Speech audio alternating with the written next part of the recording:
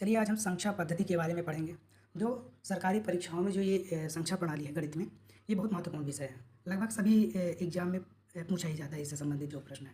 तो हम कुछ महत्वपूर्ण अवधारणाएं इसमें क्या क्या है वो समझेंगे और फिर इसमें कुछ प्रश्न होंगे सैंपल के रूप में, हम वो देखेंगे कि क्या कैसे उसमें कैसे सॉल्व किया जाता है। तो सबसे पहले संख्याओं के प्रकार के टाइप्स ऑफ नंबर जानेंगे। इसमें क्या है कि सबसे पहले प्राकृतिक संख्याएँ क्या होती हैं। प्राकृतिक संख्याएँ जो गिनती की संख्याएँ, जैसे गिनती में अपन जीरो नहीं लेते, तो 1 2 3 4 5 6 7 8 9 ये सब प्राकृतिक संख्याओं में आ जाएंगे। पूर्ण संख्याएं मतलब पूर्ण रूप से, जिसमें हम जीरो को इंक्लूड कर देंगे प्राकृतिक संख्या में, तो वो पूर्ण संख्या बन जाएगी। तो 0 1 2 3 4 5 6 7 8 9 ये सारी संख्याएं क्या है, पूर्ण संख्याएं हैं। फिर आता है पूर्णांक संख्या, यानी कि इंटीजर नंबर। इसमें जो होता है तो पूर्ण संख्या प्राकृतिक संख्या दोनों शामिल होती है, लेकिन इसमें क्या एक्स्ट्रा हो जाता है, ऋणात्मक जो वैल्यू होती है। जैसे इसमें माइनस भी रहेगा, प्लस भी रहेगा और जीरो तो रहेगा ही। परिमेय संख्याएं, इरेशनल नंबर। परिमेय संख्या क्या होती है? परिमेय संख्या वे संख्याएं होती हैं जिन्हें हम p/q के रूप में लिख सकते हैं, लेकिन शर्त ये है कि जो q है q = 0 नहीं होना चाहिए। ये इसमें नियम है। उदाहरण के लिए जैसे 1/2 है, ये फ्रैक्शन है या रेशनल है या फिर परिमेय नंबर है, परिमेय संख्या है। और 3/4 भी इसमें जैसे एग्जाम्पल दिया गया, 5 हो गया, 4 हो गया, 3 हो गया, तो ये सारे क्या हैं, ये सब परिमेय संख्याएं हैं। इसके बाद हम देखेंगे अपरिमेय संख्या यानी इरेशनल नंबर। ये क्या होता है? ये वे संख्याएं होती हैं जिन्हें हम p/q के रूप में नहीं लिख सकते हैं। उदाहरण के लिए √2 हो गया, जैसे √2 मैं लिख के भी बता देता हूँ। जैसे ये इस तरह का, ये √2 हो गया, √3 हो गया, √4 हो गया, तो ये सारी संख्याएं क्या है, ये अपना जो है तो अपरिमेय संख्याएं हैं। वास्तविक संख्याएं यानी रियल नंबर, ये देखें तो सभी परिमेय संख्याएं और अपरिमेय संख्याओं का जो समूह वास्तविक संख्या है। सम संख्याएं क्या है? तो सम संख्या इवन नंबर, वे संख्याएं जो दो से विभाज्य हो, पूर्णतः उसे हम क्या इवन नंबर कह देंगे। विषम संख्याएं माने ओल्ड नंबर्स, वे संख्याएं जो दो से पूर्णतः विभाजित नहीं होती हैं, 1 3 5 7 9, ये क्या है, अपनी विषम संख्याएं हैं। फिर अभाज्य संख्याएं यानी प्राइम नंबर्स, वे संख्याएं जिनके केवल दो गुणनखंड होते हैं, एक तो वो स्वयं संख्या होती है और एक से विभाजित होती है, तो उसे हम क्या कहेंगे, केवल दो यदि जिसके गुणनखंड है तो वो अभाज्य संख्या ही होगी। और भाज्य संख्या यानी कंपोजिट नंबर जो है, वे सभी संख्याएं जो जिनके दो से अधिक गुणनखंड है, जैसे 4 हो गया, 6 हो गया, 8 हो गया, 9 हो गया, तो ये क्या है, ये जो है तो भाज्य। इसके बाद हम संख्या पद्धति में ही विभाज्यता का नियम पढ़ेंगे यानी डिविजिबिलिटी रूल्स। इसमें क्या होता है, किसी संख्या को देखकर यह पता लगाना होता है कि वह किसी विशेष संख्या से विभाज्य है या नहीं। इसके लिए हम क्या करेंगे, इसमें जैसे 2 3 4 5 6 है, 7 इसमें लिखा, 8 है, 9 है, 10 है, 11 है। तो इसमें क्या, जैसे हम 2 का देखेंगे, सबसे पहले मैं 2 का बता देता हूँ। तो देखिए 2 का क्या होता है कि 2 के घात यदि, एक सेकेंड, यदि 2 की पावर जो है 2 है ना, तो ये 4 हो जाएगा। 2 की पावर 1 है तो 2 हो जाएगा। 2 की पावर 3 है तो 8 हो जाएगा। 2 की पावर 4 है तो कितना हो जाएगा, 16 हो जाएगा। इसी प्रकार से यदि 2 का हम 5 देखेंगे घात में, तो ये 32 आएगा। इसका मतलब कि इसकी जो सॉरी ये तो घात का है, एक सेकेंड मैं बताता हूँ, इसमें डिविजिबल के लिए है ना। तो देखिए इसमें क्या होता है, जैसे 2 के लिए क्या है, यदि सम संख्या है, इवन नंबर है, तो आप मानिए कि 2 से वो डिविजिबल होगा ही, यानी विभाजित होगा ही। 3 के लिए क्या है कि उसकी जैसे एक सेकेंड, 3 के लिए क्या करेंगे, जैसे मान लीजिए 1 2 3 है ना, तो 3 2 5 1 6, इसकी वैल्यू 6 आ रही है और ये 3 से यदि विभाजित है इनका जोड़, तो ये मानिए कि आप ये 3 से विभाजित होगी। इस तरह यदि 4 का देखें तो कोई भी डिजिट है, कोई कितनी भी बड़ी संख्या हो, लेकिन लास्ट का ये 2 अंक 4 से विभाजित है, तो वो संख्याएं क्या होंगी, 4 से विभाजित होंगी। जैसे ये 23 है, 23 4 से विभाजित नहीं हो रहा है, इसलिए ये चाहे जितनी बड़ी संख्या हो, चाहे इसके आगे 2 हो 3 हो, है ना, 23 या 125 हो, तो ये 4 से विभाजित नहीं होगी। 5 का क्या है कि उसके डिजिट में जो है, यदि 5 है ना लास्ट डिजिट, तो आप ये मानिए कि वो 5 से विभाजित हो गई। 5 है और क्या है, या 5 ही मानो और 0 मान लो आप, लेकिन 0 बस नहीं, उसके आगे के जैसे 10 हो गया है ना, तो ये 5 से विभाजित होंगे। तो जी तीसरा, यदि हम 6 की देखें तो 6 के लिए 2 3 चूँकि 2 और 3 इसका गुणनखंड आता है, तो 2 का भी रूल लागू होना चाहिए, 3 का भी रूल लागू होना चाहिए, तो वो 6 से विभाजित होगा। 8 के लिए क्या करेंगे कि कोई भी संख्या है तो उसका यदि 3 अंक, जैसे 2 3 4 5 6 है ना, यदि इसके 3 अंक जो है तो 8 से विभाजित हैं या 4 से विभाजित हैं, तो वो 8 से विभाजित होगा। जैसे इसको 8 करे 7, ये शायद डिविजिबल नहीं होगा, हो जाएगा 4 3 12 और 4 नहीं 36 हो जाएगा, तो ये 4 से विभाजित 8 से विभाजित हो जाएगा। ठीक है, इसके बाद 9 आता है, तो 9 के लिए क्या रहता है, इसमें 9 के लिए यही रहता है कि दोनों के लिए क्या होगा कि जो जितनी भी संख्याएँ दी होंगी उनका यदि ऐड करेंगे और वो 9 से विभाजित होता है, तो ये आप मानिए कि 9 से विभाजित हो जाएगा। 10 के लिए क्या है, 10 के लिए सिंपल है कि लास्ट में 0 होना चाहिए बस, और कुछ नहीं। 11 के लिए क्या है, तो 11 के लिए जैसे अभी यहाँ पे 4 संख्याएँ हैं, तो इनको इनका जो ऑड और इवन का जो वैल्यू है, जो अंतर है वो 0 आना चाहिए। जैसे 1 और 3 4 हो गया, है ना, और ये जो है तो 4 2 6 है, तो क्या हो रहा है, नहीं हो रहा, तो ये 11 से विभाजित नहीं होगा, सिंपल सी बात है। तो ये होगा। अब आगे हम देखेंगे लघुत्तम समापवर्तक और महत्तम समापवर्तक। ये 2 या 2 से अधिक संख्याओं का जो एलसीएम है वो सबसे छोटी संख्या होती है, जो उन सभी जो दिए हुए नंबर्स हैं उन सभी से विभाज्य होता है, वो एलसीएम हो गया। और जो एचसीएफ होता है यानी हाई कॉमन फैक्टर, वह सबसे बड़ी संख्या होती है जो उन सभी को विभाजित कर सकती है। ठीक है, तो ये इसमें रहता है। अब आप ये मानिए कि एलसीएम इंटू एचसीएफ जो होता है उसके बराबर होता है 2 संख्याओं का गुणनफल। तो ये फार्मूला होता है, आगे क्वेश्चन में भी इसका उपयोग हम करेंगे। फिर आता है संख्या पद्धति। तो संख्या पद्धति में देखेंगे कि अच्छा वही शेषफल प्रमेय, रिमाइंडर थ्योरम, यानी जब किसी बहुपद जैसे मान लो कि पी एक्स है को एक्स माइनस ए से विभाजित किया जाता है तो उसका शेषफल ए ही होता है। अच्छा चलिए, अब हम इसमें एग्जांपल में समझते हैं एग्जांपल से। तो इसमें हम करेंगे क्या, मान लो कि कोई एक्स वैल्यू है जैसे 24 हो गई है ना। अब एक्स माइनस ए 24 में मैं करता हूँ, जिससे मान लो कि मैं 3 से माइनस करता हूँ, तो ये ए की वैल्यू हो जाएगी, यानी ये फिर 21 हो जाएगी। अब इससे जब हम डिवाइड करेंगे तो उसमें 3 शेषफल आएगा, यानी जितना मैंने माइनस किया उतना ही शेषफल आया। तो यही ये कहना चाह रहा है कि यदि कोई x वैल्यू है और उसको x माइनस ए से विभाजित किया जाता है तो जो तुम्हारा शेषफल आएगा वो a की वैल्यू आएगी, यानी जो a आपने माइनस किया है a की वैल्यू वही आपका शेषफल आएगा। तो इसमें यही चीज़ है और ज़्यादा कुछ नहीं है। फिर आता है इसमें अगला जो वो है तो इकाई का अंक यानी यूनिट डिजिट। किसी संख्या की इकाई का स्थान या अंक ज्ञात करना है, इकाई का अंक, तो खासकर उन संख्याओं की घात के रूप में। जैसे देखो मैं बताता हूँ कैसे। मान लो कि 2 का 5 है ना। अब हम कैसे इसमें कैसे पता चलेगा कि इसमें 2 की घात जो 5 है उसका यूनिट डिजिट क्या होगा, इकाई का अंक क्या होगा। तो उसके लिए हम क्या करेंगे, देखिए जो भी घात है उसको हमको 4 से डिवाइड करना पड़ेगा। यदि इसको 4 से डिवाइड करते हैं तो कितना आता है, 4 से काट गया, रिमाइंडर आया 1। तो अब हम 2 के पावर 1 करेंगे तो इसमें 2 आएगा, यानी यूनिट डिजिट कितनी आएगी, 2 आएगी। ये इसका रूल होता है। अच्छा अब ये कैसे आया, ऐसा क्यों किया, इसके लिए देखिए आप सबसे पहले मैं क्या करूँगा, 2 की पावर 1 करूँगा तो ये क्या आता है, इसकी वैल्यू 2 आती है। 2 की पावर 2 करूँगा तो कितना आएगा, 4 आएगा। 2 की पावर 3 करूँगा तो कितना आएगा, 8 आएगा। और 2 की पावर 4 करूँगा तो कितना आएगा, 16 आएगा। और 2 की पावर 5 करूँगा तो कितना आएगा, 32 आएगा। ठीक है। अच्छा अब हम क्या करेंगे इसमें, अब आप देखिए यदि 1 है तो 2 आएगा यूनिट डिजिट, 2 है तो 4 आएगा, 3 है तो 8 आएगा, और 2 की पावर 4 है तो 16, मैंने अपने को यूनिट डिजिट लेना है तो इसमें 6 आएगा। और यदि 5 में देखें 2 की पावर 5 तो इसमें जो 32 आ रहा है तो इसमें भी 2 आ रहा है, यानी अब रिपीटेशन चालू हो गया।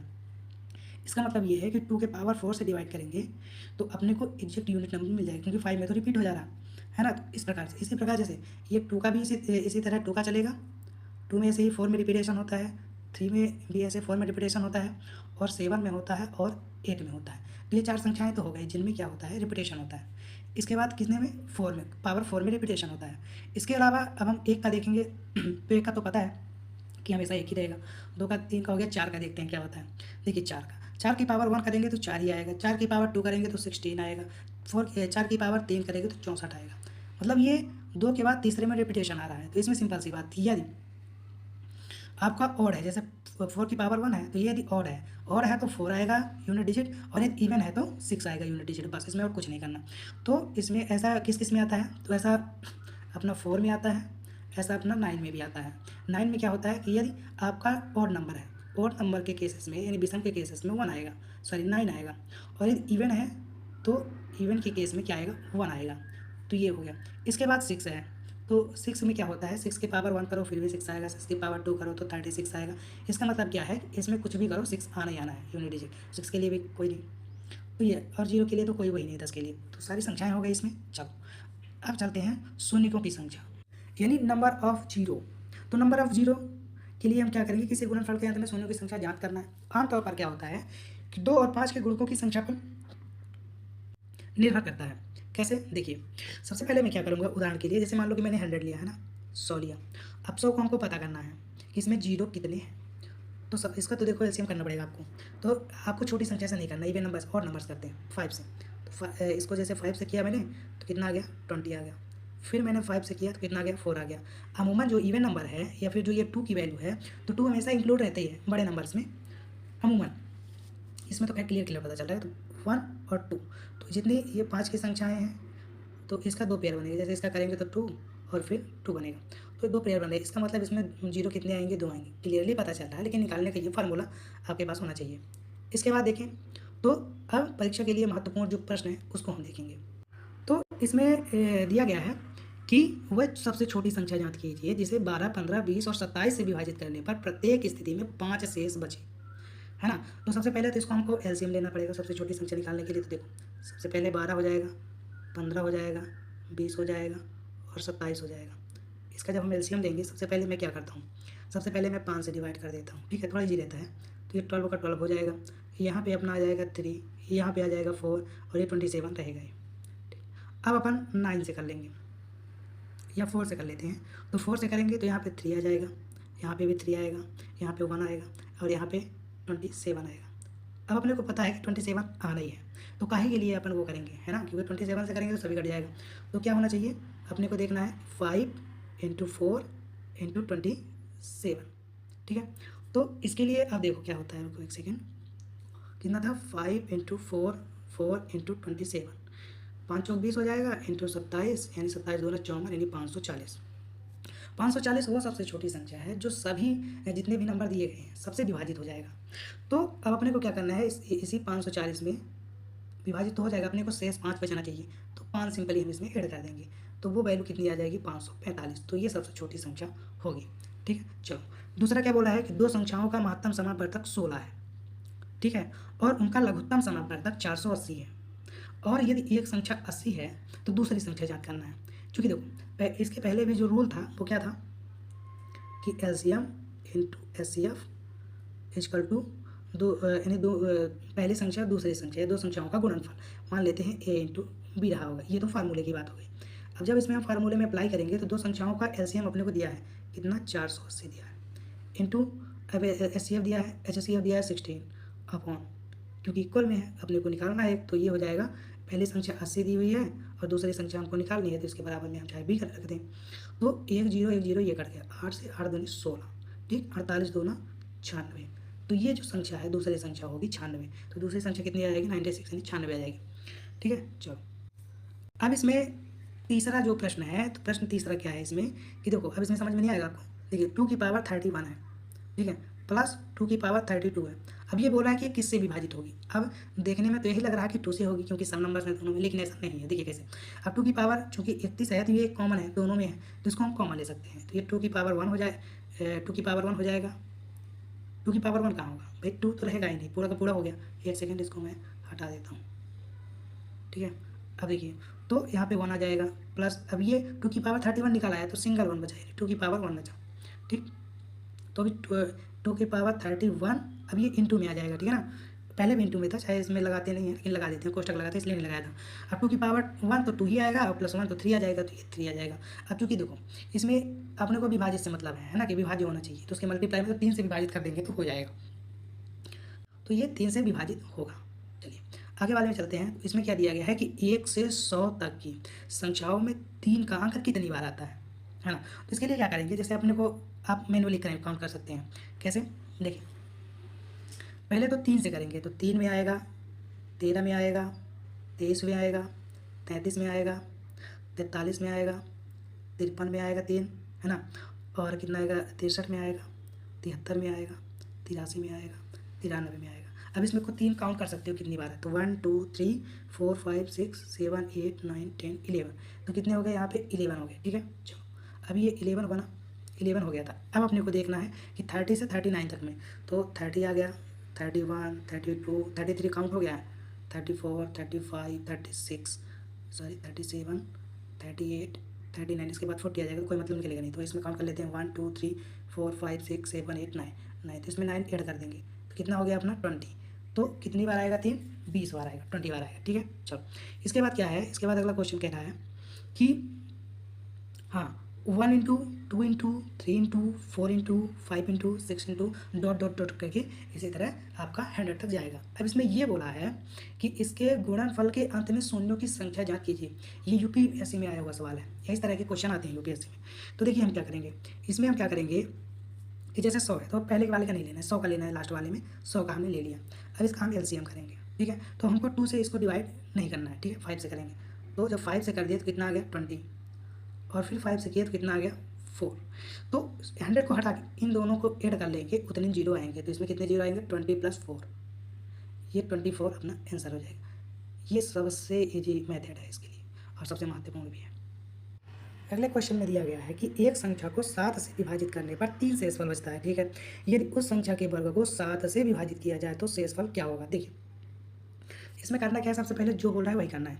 एक संख्या को 7 से विभाजित करने पर शेषफल 3 बचता है, यानी 7, अब एग्जाम्पल में मानो को 7 है, इसको विभाजित कर देंगे तो हो जाएगा, लेकिन 3 शेष बचता है तो मैं 3 जोड़ लूँगा तो कितना हो जाएगा? 10 हो जाएगा।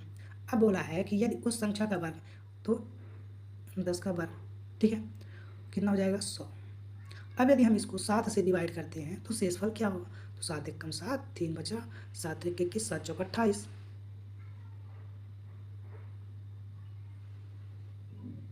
तो कितना बचा? 2। तो शेषफल कितना आएगा? 2 आएगा। सिंपल सी बात। इसके बाद क्वेश्चन है कि 3 क्रमागत विषम संख्याओं का योग 87 है, सबसे छोटी संख्या ज्ञात करना है। ठीक है, तो देखो इसके लिए हम करते क्या है, सबसे पहले x ले लेना है। ठीक है, x की वैल्यू हमेशा 1 मानो। अब इसमें विषम बोला है तो इसमें हमको सम जोड़ना पड़ेगा, प्लस x + 2, ये 3 हो जाएगा, प्लस x + 4 इक्वल टू दिया है 87। ठीक है, तो इन तीनों को, अब x को तो 3 टर्म आएगा तो 3x सबसे पहले कर ही लेना है, तो मैं 3x कर लिया। उसके बाद ये पता है कि 4 × 2 = 6 होगा, तो +6 कर लिया, इक्वल टू 87 है ना। चलो अब मैं इसको थोड़ा सा रफ कर देता हूँ, और रफ करने के बाद मैं आपको बताता हूँ, इसलिए मैं इसको वो कर देता हूँ। चलो देखिए, तो इसमें क्या होगा, अब क्या करेंगे, इसको 6 को माइनस कर देंगे, तो 3x इक्वल टू कितना हो जाएगा? 6 माइनस हो जाएगा 31 हो जाएगा, 3 से करेंगे तो 27 आएगा। तो x की वैल्यू कितना आ गई? 27 आ गई। अब सबसे छोटी संख्या क्या थी? x ही थी, तो ये अपना क्या हो जाएगा? आंसर हो जाएगा। इसके बाद जो अगला क्वेश्चन है, इसमें ये कहा गया है कि एक 2 अंकी संख्या है और उसके अंकों को आपस में बदलने से प्राप्त संख्या का योग 99 है। यदि अंकों का अंतर 3 है तो वह संख्या ज्ञात कीजिए। यदि अंकों का अंतर 3 है तो देखो, चूंकि अपने को पता है यदि अंकों का अंतर 3 है और ऐड करने पे अपने को 9 आए, तो ऐसी संख्या कौन सी हो सकती है? देखो 5 और 4 9 होता है, लेकिन उसका अंतर कितना होगा? 1 होगा। इसके बाद हम जाएंगे 5 4 हो गया, उसके थोड़ा सा फैलेंगे तो 6 और 3 आएगा, तो 6 3 9 होता है, उसका अंतर भी 3 है, तो ये परफेक्ट हो जाएगा। तो हम कह देंगे कि भाई 36 + 63 99 है। ठीक है, तो वह संख्या ज्ञात कीजिए, तो इसमें 36 ही आएगा, ये आपका आंसर हो जाएगा।